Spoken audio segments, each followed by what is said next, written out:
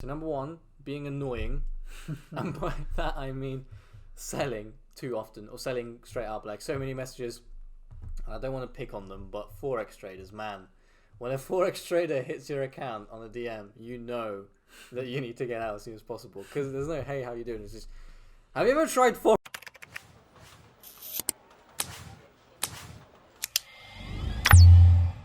Welcome back to Fly High Media Talks, where we give an amazing amount and level of free value to all of our listeners in the topic of marketing. Now they've patted ourselves on the back, let's jump into today's Give ourselves a high five. Yeah. It's like liking your own status on Facebook. So fun. Speaking of, that's a good segue there. Speaking of liking your own posts and statuses, the topic we're covering today is how to prevent or stop people from unfollowing you on social media. So there's several different things that obviously go into it.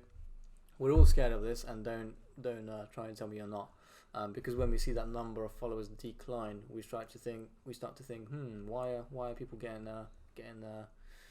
enough of me, having enough of me? So we're going to jump into a few things that we know obviously in the industry can be leading to the fact that you're losing followers.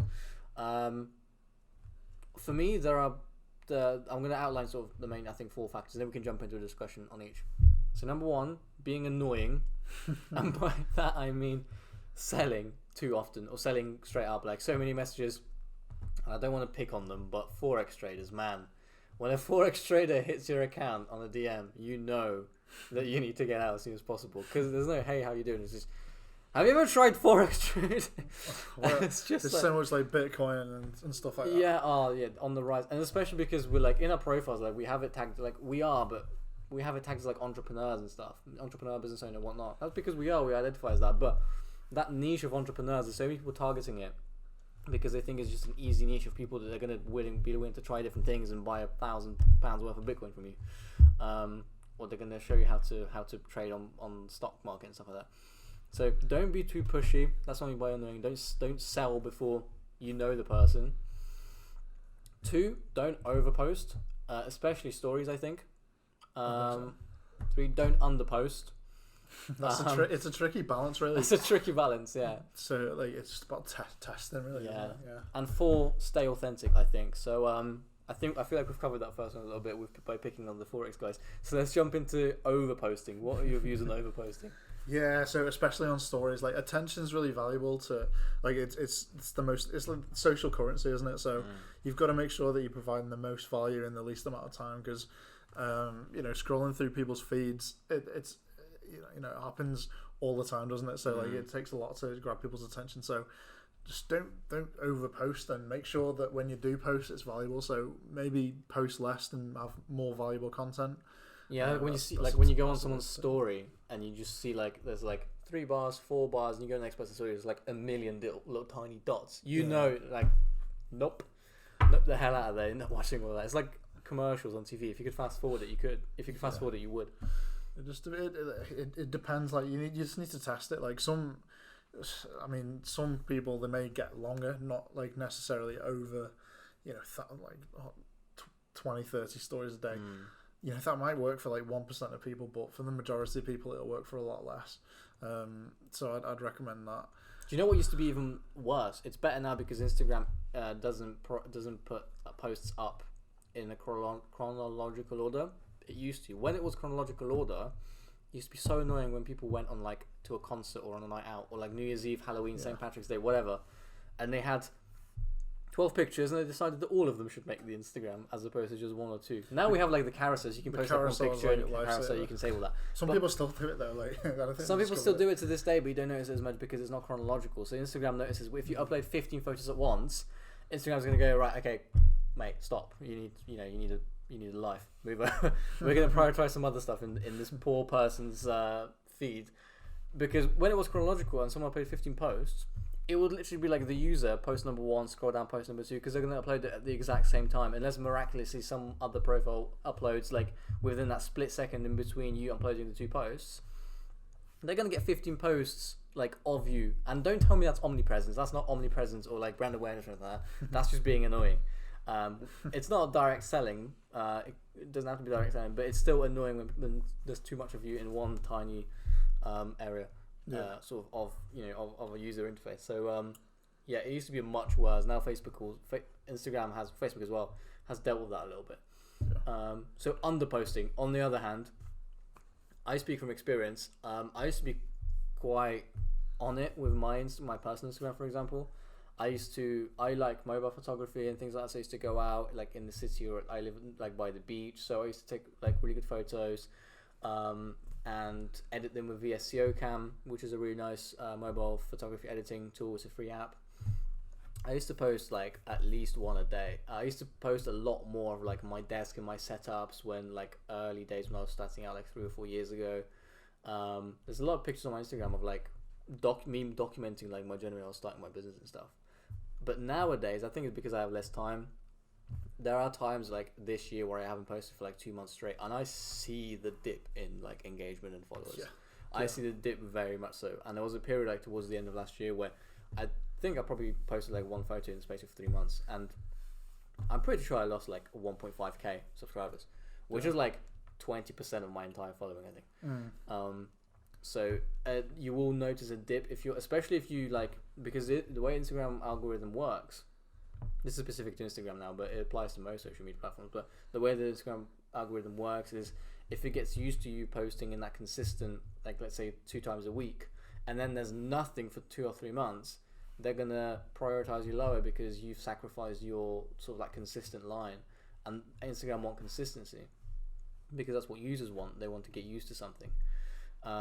So if you get Instagram, the algorithm is used to you posting like at a certain time or certain amount of times a week, and then you stop that, the momentum of the algorithms isn't going to go your way. It's not going to be favorable. That's what happened to me at one point early this year and towards the end of last year. So what are your views on underposting as well? Yeah, so I used, when I was first growing my Instagram account, so I used to post 3 times a day, something like that.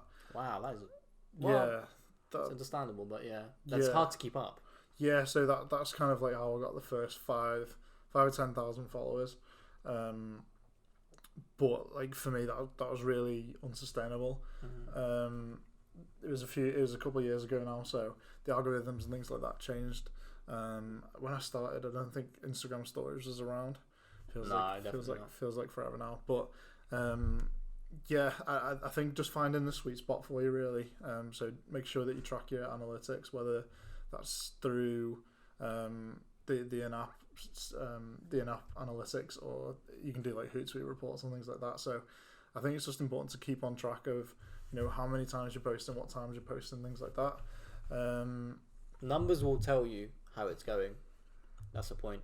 So if you posted a load of stories, you will see it. If you post like more than 10 stories a day, the first one is going to have the most views and the last one's going to have the least, because progressively more people will drop off because they're getting less and less interested, unless it's like a massive cliffhanger,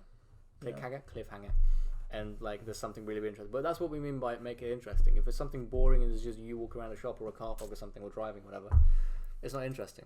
That's the things, people like will drop off. So you do look at the numbers. You'll see like, okay, on this day I posted 3 stories and more people viewed it, and on this day I posted 30, and like people start dropping off halfway through because it wasn't that valuable. So the numbers will tell you a lot of stuff.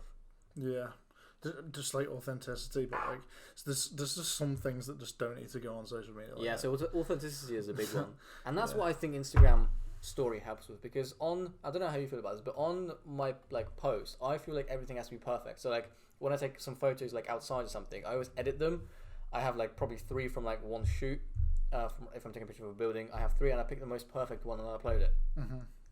On story, I could upload like a dodgy video with like a shaky hand, like driving in a car or something, and it'll be fine because it's on story, it's imperfect, it's authentic. And I think that's where Instagram stories and Facebook stories now help with authenticity.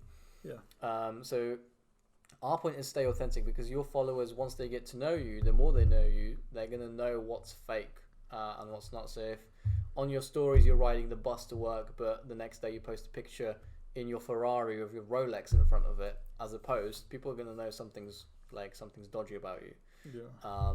Whether that's a fake account or whether it's you're doing something just for publicity's sake or to growth hack or whatnot. people will know. People will notice inauthenticity, if that's a word. So, Let me say something like really controversial. So I love controversial. You love controversy. I think that sometimes maybe unfollowing is a good thing. What, people unfollowing you? People unfollowing you, so Yeah, that you do build up a loyal fan base, because you may get some people that aren't getting value from your content, so that it dilutes your engagement rate. So maybe like that's why micro influencers are so important. So smaller influencers, they may have like more personal connections with their audience, whereas if it's like a big account, like with anyone and everyone follows Kim Kardashian these days, doesn't mean I'm going to follow her regardless as gospel. That's it. Yeah, we're like, so micro influencers, so like maybe less than 20k, something like that. But also on that point, it dilutes bots, because you get, no matter what niche you're in, no matter what, you're always going to get bot accounts following you, because they'll want to sell you stuff, or they want to use your information for whatever. And having people unfollow you, if you're inactive, sometimes bots, like we've used bots for testing purposes before for things, and you can set them to, if somebody's not engaging with you, unfollow them after 5 days or 3 days or something like that. So it's a good thing. You will, that's a good thing, because the bots won't engage with your content, but they're going to be sitting there in that follow account. So if you've got 10,000 followers, but only 10 people are liking your posts, that engagement rate isn't as good as it would have been if you had 20 people liking your posts, but only had 2,000 followers. And obviously that percentage is higher. So having people dilute down. I don't think it's controversial. I think it's quite smart. Actually, I mean, like what we're talking about basically is we don't want your loyal fan base to unfollow you. That's what we mean. Yeah. So we want the ones that are just the number but are not talking. Yeah. So it's all about having a quality fan base, and you don't want to wind up the quality fan base. So you don't want to overpost. You don't want to make them click the unfollow button or anything like that. But if you do get unfollowed, like, just don't take it personally, because as I say, like, the attention's really valuable, and if someone's just not getting value from your posts and things like that, they may just unfollow you. Also, there's a stigma sort of attached to people unfollowing you in terms of that being a negative thing, and one reason that we just highlighted obviously is the fact that it might be bot accounts, so it will boost your engagement rate in the long run and things like that, but especially with very tight-knit communities, like I know of one person that's sort of one of the leaders in a tight-knit community, and they made a post that was fairly controversial, and let's say maybe 1/10 of their community didn't like that and unfollowed them, but that post was so controversial that it sparked sort of a plug. It's like polarizing. Yeah, it polarized another type of audience that brought them in. They lost 1/10, but they gained like 5/10 extra, which isn't losing. They're gaining. It's just they replaced an audience that didn't agree with their views at that time with an audience that really did agree with their views. And that can be a good thing. That was obviously losing followers, but in the short term that might be bad. But in the long term, that that plays towards the long term game in a positive way, because you're getting more of the people that you want. So by authenticity, that ties into both the authenticity and the losing follower count. So if you stay authentic, the people that relate to you or resonate with your views, they'll find you. And don't be afraid to, you're never going to please everybody. Don't be afraid to can we swear on this? No. Get demonetized. Demonetized. Don't be afraid to annoy people. Don't be afraid to annoy some people with like strong views if you have them, because you will get other people that have those views. And I don't mean like be annoying to people like on purpose, but I mean if you have a view on something and it's controversial, put it out there because it's authentic you. And the people, there's no point being fake, even though just to keep the following count. There's no point just sitting there and going, I can't say that because I'm going to lose 1,000 followers if I say that. You're going to lose 1,000 followers, but you're going to gain 5,000 followers because they're the people that are meant to be there because they agree with your views. So don't be afraid if you lose followers for the short term, because if you stay authentic, that authentic content is going to bring the true people around, and you're going to lose the ones that don't want to engage, because it's better to find out that it's like a relationship, isn't it? It's better to find out that you're not right for each other right at the start than right at the end. And same with the followers. It's better that they unfollow you now, and you bring in followers that do want to follow you and engage with you as soon as possible, because they're the ones that are going to make you successful. So that's my take on it, and slight anecdote. Yeah, that's what I say as well. So I first kind of understood this. I'm not the biggest fan or follower of Ty Lopez, but that was one of the things I heard him say. So he said, now and again you should say something that's really controversial, and it'll smoke out that, he said, like, smoke out the haters. So people who who aren't interested in you, they'll rise to the top and they'll leave. Whereas your loyal fans, they'll stay with you and be with you through 100%. Whatever. So there's that. I'd love to know if there's any people that we annoyed with any of these podcast episodes. If we've annoyed you, unsubscribe. Yeah, leave. We don't care. Please don't. Please don't. But that's the point. If you leave, someone else is more interested is going to come along and help. So that's how it works with everything, to be honest. Just just one last thing as well. So I don't know how many people watching this have read Gary Vee's book, Jab, Jab, Jab, Right Hook. Essentially, it's saying give 3 pieces of content and then try and sell one. So we see a lot of just sell. And that's, they sell in volume, so they may sell like, they might send out like 100 messages and get 1 response. Whereas if you're putting out tons and tons of content, and then put a selling message, people start coming to you. People just want results too fast, man. People just want results overnight. Yeah, that's why we spend the time and effort, making these podcasts, making these blogs, doing YouTube videos. Is because we care. We're laying the foundations, and we get what's the inbound to outbound ratio of leads that we get? 95 inbound. 95 to 5. So we spend a lot of time on the foundations, like SEO and things like that. But yeah, just create authentic. Be authentic. Content. Give out the value. Don't be annoying. Don't overpost. Don't underpost. And it might be difficult for you to gauge that. You might have to do some testing.